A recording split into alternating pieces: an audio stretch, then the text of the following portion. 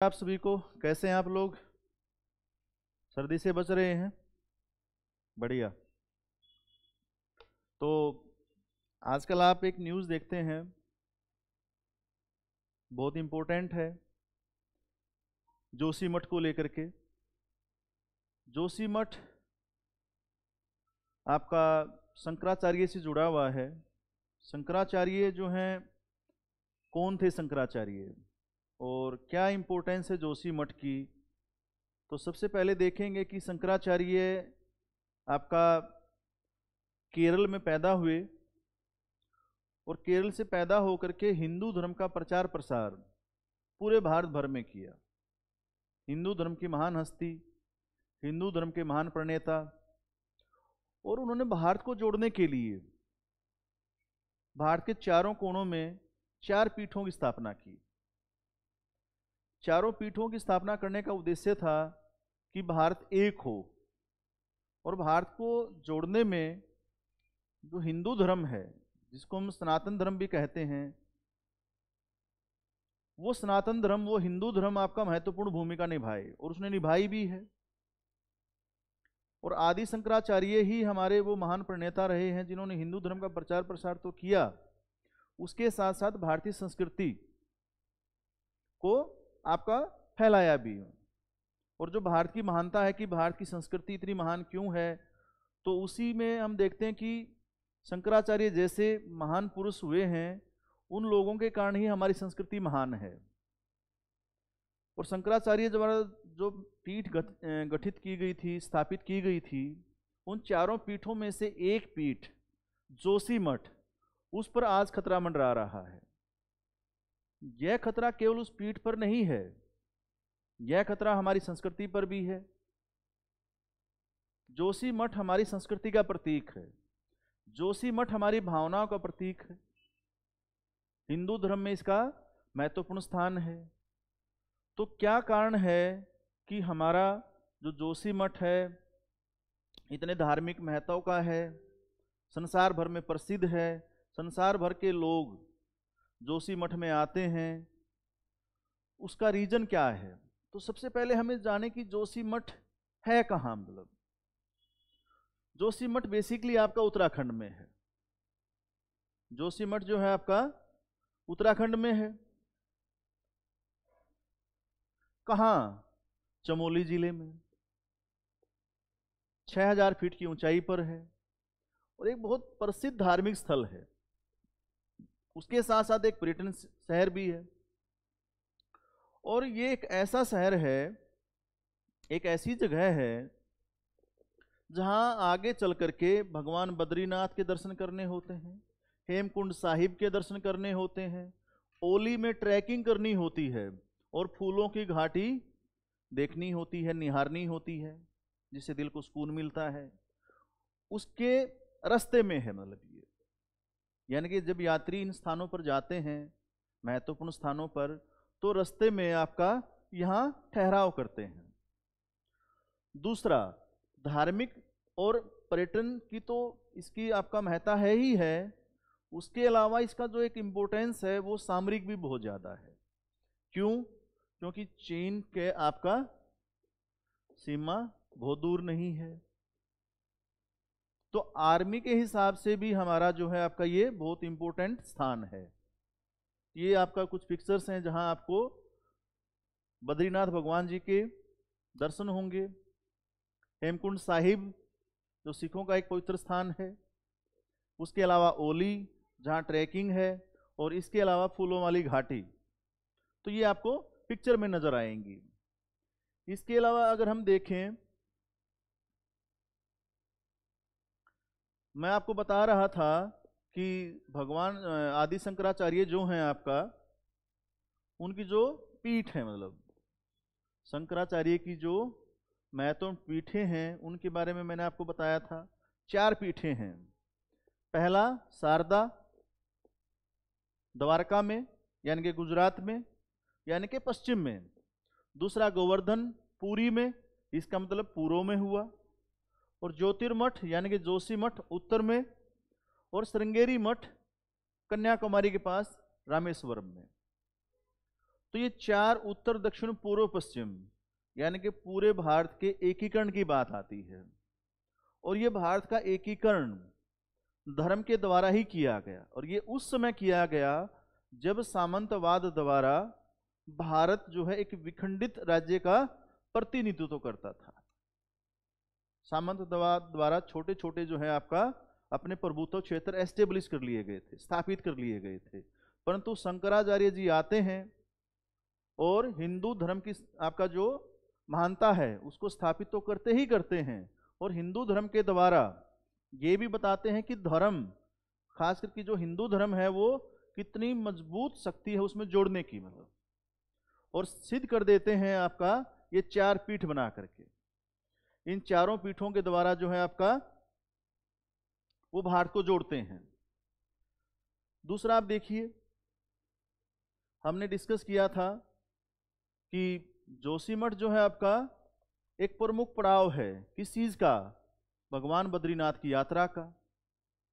सबसे पहले मैंने आपको शंकर जी के बारे में बताया था कि शंकराचार्य जी कौन थे। तो शंकराचार्य जी के बारे में मैंने आपको बताया कि 8वीं सदी में आपका केरल में एक महान व्यक्ति का जन्म हुआ जो हिंदू धर्म का बहुत बड़ा प्रचारक सिद्ध हुआ, और हिंदू धर्म की जो विशेषताएं हैं, जो खूबियां हैं, उन्होंने पूरे भारत में फैलाया। इसके बाद मेन जो हमारा प्रश्न आता है कि जोशीमठ जो है, क्या रीजन है जोशीमठ का कि वो डूब रहा है, जोशीमठ डूब क्यों रहा है। तो अगर हम उसको देखें तो सबसे पहले हम देखेंगे कि पहला तो ये एक ऐसा स्थान है जहां भूस्खलन पर बना हुआ है, लैंडस्लाइड। भूस्खलन प्राय होते रहते हैं पहाड़ी क्षेत्रों में, परंतु जो भूस्खलन के मलबे होते हैं धीरे धीरे आपका उनके जमाव से आपका कुछ चट्टानें बनी, सेडिमेंट्री, अवसादी, और उन्हीं चट्टानों पर आपका धीरे धीरे आपका एक शहर डेवलप हुआ जोशीमठ। अब एक तो भूस्खलन स्थल पर बना हुआ है, दूसरा देखें भूस्खलन होता क्या है। जब लगातार जो भूकंप की क्रियाएं होती हैं, सिस्मिक जो आपका एक्टिविटीज होती हैं, एक उनके कारण, बहुत तेज बाढ़ के कारण, बहुत ज्यादा बारिश के कारण, और गुरुत्वाकर्षण शक्ति के कारण जो चट्टानें हैं अपनी जगह छोड़ देती हैं और आपका वो ऊंचाई से नीचे आ जाती हैं। या तो नदियों के मार्ग में आएंगी तो बाढ़ आएगी बहुत तेजी से, बाढ़ में बस्ती की बस्ती बह जाती है, जैसे चमोली में हुआ था 2021 में। या फिर आपका क्या होगा, बाढ़ के साथ साथ वो किसी न किसी बस्ती पर गिर जाएंगी, तो बस्ती पर गिरने से क्या होगा, उस बस्ती के अस्तित्व पर ही संकट मंडराने लग जाएगा। तो भूस्खलन स्थल पर भी बना हुआ है और भूस्खलन आते भी रहते हैं। दूसरा, उत्तराखंड हिमालय में अभी देखेंगे आप लगातार मौसम की जो एक्टिविटीज हैं वो कुछ असामान्य हो रही हैं। जलवायु परिवर्तन, जलवायु परिवर्तन के कारण क्या हो रहा है, जो ग्लेशियर्स हैं वो पिघल रहे हैं, जंगल की जो आग है वो लगातार बढ़ रही है, हिमस्खलन है आपका वो लगातार बढ़ रहे हैं, तेज बाढ़ वो लगातार आ रही है, बादलों का फटना वो लगातार जारी है। तो जो असामान्य प्रवृत्तियां हैं जलवायु परिवर्तन के कारण, मैंने बताया बादल फटना कि क्लाउड बर्स्ट हो गया, क्लाउड बर्स्ट होने से जैसे आपका J&K में रामबन की जो बस्ती थी वो आपका पूरी की पूरी बह गई। दूसरा, अभी हाल ही में आपका देखेंगे कि देहरादून में बादल फटा, देहरादून में बादल फटने से आपका वहाँ के जो छोटे मोटे आपका जो दुकानें थी या होटल थे बड़े स्तर के वो तक डूब गए, बह गई बहुत सारी दुकानें। दूसरा, अचानक बाढ़, जिसको इंग्लिश में कहें फ्लैश फ्लड। फ्लैश फ्लड आने का कारण या तो बादल फटना हो सकता है, या फिर आपका कहीं किसी जगह पानी इकट्ठा हो जाए और वो उन चीजों को, उस जगह को तोड़ करके उस का जो अवरोध होते हैं उनको हटा करके एकदम से आ जाए। जैसे आपने देखा भी होगा केदारनाथ में कितनी भयंकर बाढ़ आई थी, एक वो। दूसरा, हिमस्खलन। हिमस्खलन मतलब आप देखिए कि जो हिमस्खलन होता है कि इस तरह से आपका दिखाई दे रहा है आपको कि बर्फ के बहुत बड़े बड़े शिलाखंड वो आकर के क्या करते हैं, पूरी बस्ती की बस्ती को तबाह कर देते हैं। तो ये चीजें आपका इस क्षेत्र में बहुत कॉमन है। तो आप समझ गए कि भाई क्या रीजन है आपका इस क्षेत्र में जो लगातार समस्याएं बढ़ रही है। मतलब अब दूसरा एक चीज और भी है कि जो मिड हिमालय है, मध्य हिमालय है, वहां पर आपने एक चीज देखी होगी कि जो रिवर्स हैं, खासकर जो अलकनंदा है, जो अलकनंदा है और उसकी सहायक नदियां हैं, उनके कारण आप देखते हैं कि लगातार जो है बाढ़ आती रहती है। मध्य हिमालय में कुंवारी दर्रा है और उसके पास जो धाराएं हैं कौन सी, जैसे कर्मनासा, पाताल गंगा, बेलाकुची, गुरूर गंगा, ये सारी की सारी अलकनंदा में गिरती हैं। इससे क्या होगा, एक तो जो फ्लड है वो बहुत तेज होगी, और दूसरा जो अपर्दन है, मिट्टी का जो कटाव है, वो बहुत ज्यादा होगा। अभी मैंने आपको बताया कि सेडिमेंट्री रॉक्स हैं, परतदार चट्टान, 1 परत, 2 परत, 3 परत, ऐसे आपका वो क्षेत्र बना हुआ है। तो परतदार चट्टानों में अपर्दन बड़ा आसान होता है। ये जो नदियां हैं आपका, ये कटाव करती रहती हैं, तो उसके कारण भी खतरा मंडरा रहा है।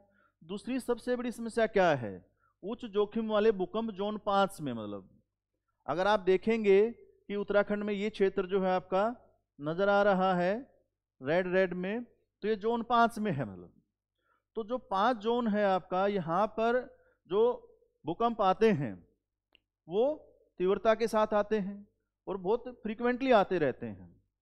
हल्के भी आ सकते हैं, तेज भी आ सकते हैं, पर आते बहुत फ्रीक्वेंटली हैं। तो इससे क्या हो रहा है कि भूस्खलन का खतरा लगातार बढ़ता रहता है। चट्टानें कमजोर हैं, तो चट्टानें कमजोर होगी एक तो, और ऊपर से सिस्मिक जोन में हो गया, और ऊपर से प्रेशर हो गया। किसका प्रेशर, जो हाइड्रो आपका जो विद्युत परियोजनाएं हैं, जल विद्युत परियोजना, हाइड्रो इलेक्ट्रिसिटी जो है आपका, उनके जो बांध हैं बड़े बड़े, उनका दबाव। तो एक तो दबाव है, ऊपर से चट्टानें कमजोर हैं, और ऊपर से 5 नंबर जोन में आता है भूकंप के, जो खतरा है। इसके कारण क्या है कि लगातार भूस्खलन के जो है आपका दबाव बना रहता है, प्रेशर बना रहता है, और डर भी बना रहता है। तो एक ये समस्या है। आगे आप देखेंगे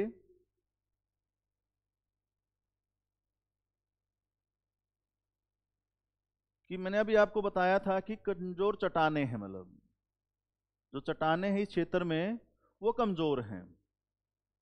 तो कमजोर चट्टानों के कारण क्या हो रहा है, कमजोर चट्टानों से जो है आपका जब भूकंप आए या भूस्खलन आएगा तो उनके तबाही का खतरा बढ़ जाता है।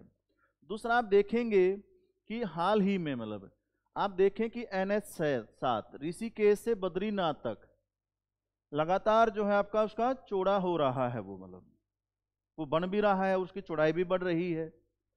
उसके साथ साथ लगातार बांधों का जो दबाव है वो बढ़ रहा है, जैसे विष्णुगढ़ जल विद्युत परियोजना, उससे जलदोहन बहुत ज्यादा हो रहा है। जलदोहन से क्या हो रहा है, भूमि का जो धंसना है वो ज्यादा हो जाता है। कैसे हो जाता है, अगर आप देखेंगे कि कोई भी जो क्षेत्र है सबसाइडेंस जो है आपका कैसे होता है उसका, यानी कि अवतलन। तो अवतलन के 3 कारक हो सकते हैं। 3 कारक में पहला कि भूमि से आप भारी मात्रा में जो है वाटर निकाल लीजिए, पहला वाटर। दूसरा, आप बहुत बड़ी मात्रा में माइनिंग कर दीजिए, जैसे धनबाद में बहुत बड़ी माइनिंग से आपका भूमि लगातार धंसती रहती है। या तीसरा, ऑयल एक्सट्रैक्ट कर लीजिए, वाटर के एक्सट्रैक्शन से, माइनिंग से, और आपका ऑयल एक्सट्रैक्शन से भूमि लगातार धंस जाती है। तो इस क्षेत्र में भी आप देखेंगे कि भूमि धंस रही है, उसका रीजन है जो ग्राउंड वाटर है उसका लगातार एक्सट्रैक्ट कर लिया गया है, उसको निकाल लिया गया है। बड़ी बड़ी आपका सुरंगें बना करके, बड़ी बड़ी पाइपलाइन बिछा करके, तो कैसे? आपको अभी मैंने बताया कि जल विद्युत परियोजनाएं हैं, उनके लिए क्या चाहिए? बांध बनाने हैं, और बांध बनाने के लिए नेचुरल सी बात है कि आपको पानी निकालना पड़ेगा। और जब आप पानी निकाल रहे हैं तो क्या हो रहा है? पानी निकाल लिया आपने, अगर भूमि के नीचे से कोई चीज निकल जाएगी तो वो धंसेगी कि नहीं धंसेगी? तो इसके कारण भी आप देखेंगे कि वो धंसाव हो रहा है यहां से। दूसरा एक चीज और देखेंगे इसके साथ साथ में आप, कि ये तो है ही है आपका, उसके अलावा आप देखेंगे कि जो NH7 है आपका, ये NH7 है आपका, यहां से जा रहा है, यहां इससे क्या हो रहा है? कंक्रीटाइजेशन हो रहा है, कंक्रीट की चीजें बन रही हैं। यानी कि रोड है तो कंक्रीट बन गया, डैम है तो वो कंक्रीट का बन गया। इसके अलावा जो कंक्रीट है आपका, इसका एक एग्जांपल और देखिए आप, कि जो ये क्षेत्र है, यहां एनक्रोचमेंट यानी कि अतिक्रमण वो काफी तेजी से बढ़ा है। जो जोशीमठ धार्मिक महत्व का स्थान है, वहां पर जो पॉपुलेशन है आपका, वो इस समय 20,000 है, 20,000। तो 20,000 की जो पॉपुलेशन है वो आपका लगातार बढ़ रही है। अगर संख्या बढ़ रही है तो नेचुरल सी बात है कि एंक्रोचमेंट बढ़ेगा, होटल बढ़ रहे हैं, मकान बढ़ रहे हैं, बांध बढ़ रहे हैं, रोड बन रहा है, तो कंक्रीटाइजेशन हो गया।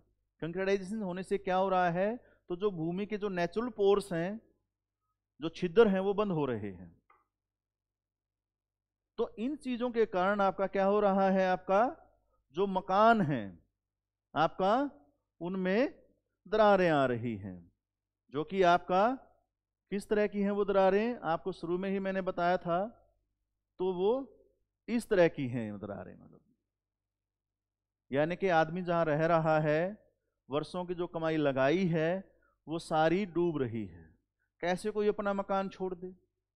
एक बहुत बड़ा प्रश्न ये भी है। तो ये मकान ढह रहे हैं, 600 से ज्यादा फैमिलीज के जो मकान हैं आपका, परिवारों के, वो तबाह होने के कगार पर हैं। तो इन सब कारणों से आप देखेंगे कि जो जोशीमठ है, इतना महत्व का, इतना धार्मिक महत्व का स्थान, इतना भावनात्मक रूप से आपका भारत से जुड़ा हुआ, बल्कि अब तो ये कहेंगे कि सारे संसार से जुड़ा हुआ हिंदू धर्म का इतना पवित्र तीर्थ स्थल, जो कि डूब रहा है। तो क्या इसका कोई उपाय नहीं इसको बचाने का? बिल्कुल है। ईश्वर खुद इसकी रक्षा भी करेंगे। उसके साथ साथ हमें ध्यान ये रखना है कि ईश्वर तभी रक्षा करेंगे कि जब हम कुछ प्रयत्न करेंगे। तो उसके लिए हमें मिश्रा कमेटी की जो रिपोर्ट है, किसकी जो रिपोर्ट है? मिश्रा कमेटी की रिपोर्ट 1976 में इसको लागू किया जाए। कैसे लागू करें? कि जो अवैध निर्माण है उसको रोक दिया जाए, और जो जोशीमठ को कंक्रीट में बदला जा रहा है उसको रोक दिया जाए, जो पेड़ काट दिए गए हैं वो पेड़ लगाए जाएं, अवैध खनन है वो रोका जाए, और सबसे इंपॉर्टेंट क्या है? बांधों के कारण जो इतना जल का दोहन हो रहा है, जबकि वहां जो बिजली बनेगी उसका प्रयोग होगा दिल्ली जैसे राज्यों में, उत्तर प्रदेश जैसे राज्यों में। यानी कि विकास कहीं और विनाश वहां। वो भगवान का घर है, तो हमें जरूरी क्या है? उस भगवान के घर को सुरक्षित रखने के लिए इतना तो हमें करना ही पड़ेगा कि वहां जो पन बिजली परियोजनाएं हैं उनको वहां से हटाना पड़ेगा, ताकि वो भगवान का घर सुरक्षित रहे। वो जो भारतीय संस्कृति का प्रतीक है संसार भर में, शंकराचार्य जी की महान तपोभूमि है वो, जो हमारी आपका भावनाओं में है, जिसको सारा संसार पूजता है, वो सदैव यूं ही हमारी जो है आपका धार्मिक आस्था का प्रतीक बनी रहे, और सदैव वो सुरक्षित रहे। इसी के साथ धन्यवाद आप सभी लोगों का। काफ़ी दिनों बाद क्लास ली, इसके लिए माफ़ी चाहूँगा। नया साल आप सभी को मुबारक हो, और ईश्वर से यही दुआ है कि आप लोग जीवन में सफल हों। धन्यवाद।